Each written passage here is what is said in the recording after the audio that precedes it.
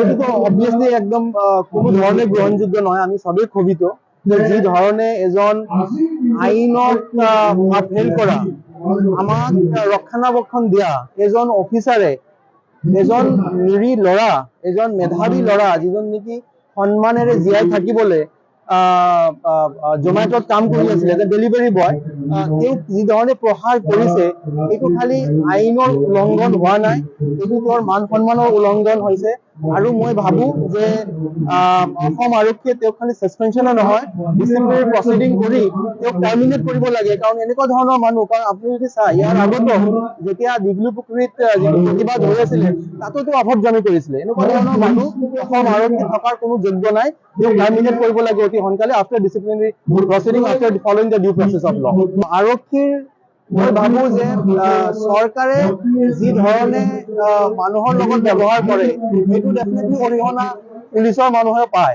গতিকে আমাৰ যিবোৰ মন্ত্ৰী আছে, যিবোৰ চৰকাৰৰ যিবোৰ ডাঙৰ ডাঙৰ বিষয়া আছে, তেওঁলোকৰো যিবোৰ সমাজত যিবোৰ আচৰণ, পাব্লিক স্পেচত যিবোৰ আচৰণ, সেইটো অলপ সভ্য হ'ব লাগে।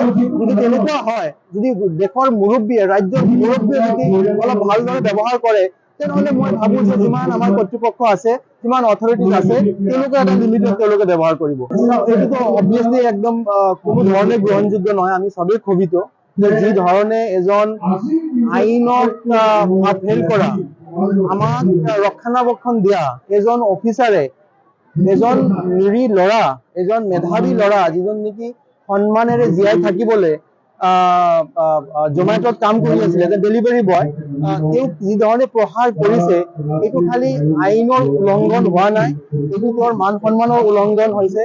আৰু মই ভাবো যে অসম আৰক্ষীয়ে তেওঁক খালি সাসপেনশন নহয় ডিসিপ্লিনাৰি প্ৰসিডিং কৰি তেওঁক টাৰ্মিনেট কৰিব লাগে। কাৰণ এনেকুৱা ধৰণৰ মানুহ, কাৰণ আপুনি যদি চাই ইয়াৰ আগতো যেতিয়া দীঘলীপুখুৰীত যিটো প্ৰতিবাদ হৈ আছিলে তাতোতো অভদ্ৰামি কৰিছিলে। এনেকুৱা ধৰণৰ মানুহ অসম আৰক্ষী থকাৰ কোনো যোগ্য নাই, তেওঁক টাৰ্মিনেট কৰিব লাগে অতি সোনকালে after disciplinary proceeding after following the due process of law. আৰক্ষীৰ মই ভাবো যে চৰকাৰে যি ধৰণে মানুহৰ লগত ব্যৱহাৰ কৰে সেইটো ডেফিনেটলি অৰিহণা পুলিচৰ মানুহে পায়। গতিকে আমাৰ যিবোৰ মন্ত্ৰী আছে, যিবোৰ চৰকাৰৰ যিবোৰ ডাঙৰ ডাঙৰ বিষয়া আছে, তেওঁলোকৰো যিবোৰ সমাজত যিবোৰ আচৰণ, পাব্লিক স্পেচত যিবোৰ আচৰণ, সেইটো অলপ সভ্য হ'ব লাগে। যদি তেনেকুৱা হয়, যদি দেশৰ মুৰব্বীয়ে ৰাজ্যৰ মুৰব্বীয়ে যদি অলপ ভালদৰে ব্যৱহাৰ কৰে তেনেহলে মই ভাবো যে যিমান আমাৰ কৰ্তৃপক্ষ আছে, যিমান অথৰিটিজ আছে, তেওঁলোকে এটা লিমিটত তেওঁলোকে ব্যৱহাৰ কৰিব। এইটোতো অবভিয়াসলি একদম কোনো ধৰণে গ্ৰহণযোগ্য নহয়। আমি সবেই ক্ষোভিত যে যি ধৰণে এজন আইনত ফেল কৰা আমাক ৰক্ষণাবেক্ষণ দিয়া এজন অফিচাৰে এজন নিৰী ল'ৰা এজন মেধাৱী ল'ৰা যিজন নেকি সন্মানেৰে জীয়াই থাকিবলৈ জোমেটোত কাম কৰি আছিল এজ এ ডেলিভাৰী বয় তেওঁক যি ধৰণে প্ৰহাৰ কৰিছে এইটো খালি আইনৰ উলংঘন হোৱা নাই, এইটো তেওঁৰ মান সন্মানৰ উলংঘন হৈছে। আৰু মই ভাবো যে অসম আৰক্ষীয়ে তেওঁক খালি সাসপেনশন নহয় ডিসিপ্লিনাৰি প্ৰসিডিং কৰি তেওঁক টাৰ্মিনেট কৰিব লাগে। কাৰণ এনেকুৱা ধৰণৰ মানুহ, কাৰণ আপুনি যদি চাই ইয়াৰ আগতো যেতিয়া দীঘলীপুখুৰীত যিটো প্ৰতিবাদ হৈ আছিলে তাতোতো অভদ্ৰামি কৰিছিলে। এনেকুৱা ধৰণৰ মানুহ অসম আৰক্ষী থকাৰ কোনো যোগ্য নাই, তেওঁক টাৰ্মিনেট কৰিব লাগে অতি সোনকালে after disciplinary proceeding after following the due process of law. আৰক্ষীৰ মই ভাবো যে চৰকাৰে যি ধৰণে মানুহৰ লগত ব্যৱহাৰ কৰে সেইটো ডেফিনেটলি অৰিহণা পুলিচৰ মানুহে পায়।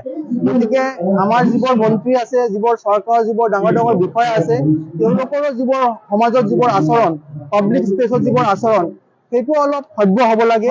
যদি তেনেকুৱা হয়, যদি দেশৰ মুৰব্বীয়ে ৰাজ্যৰ মুৰব্বীয়ে যদি অলপ ভালদৰে ব্যৱহাৰ কৰে তেনেহলে মই ভাবো যে যিমান আমাৰ কৰ্তৃপক্ষ আছে, যিমান অথৰিটিজ আছে, তেওঁলোকে এটা লিমিটত তেওঁলোকে ব্যৱহাৰ কৰিব।